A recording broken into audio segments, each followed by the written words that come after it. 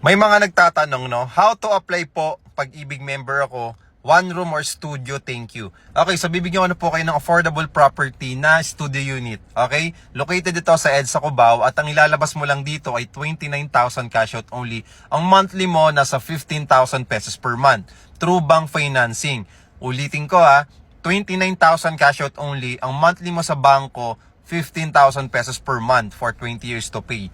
Ang unit size natin dito is 13 square meter. Studio type. So, pwede mong gawin tong pang Airbnb, long-term lease, monthly rental, okay?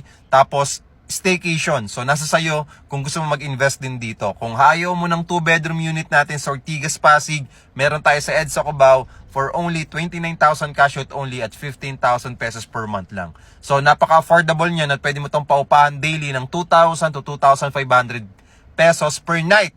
'Di ba? So pwede kang mag-gross diyan kung mapapaupahan mo ng max 30 days ng around mga 60,000 more or less. Okay?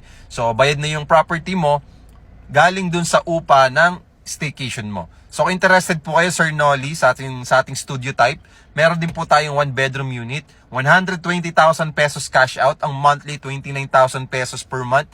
Ito ay located sa Cubao, 26 square meters po ito. Okay, so mare-ready for occupancy na po ito, malilipatan na po ito by this year. Okay, September or December.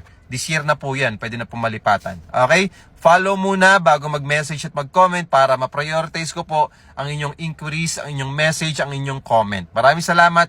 See you po, Sir Nolly. Paki-share at paki-heart na rin po itong video na to.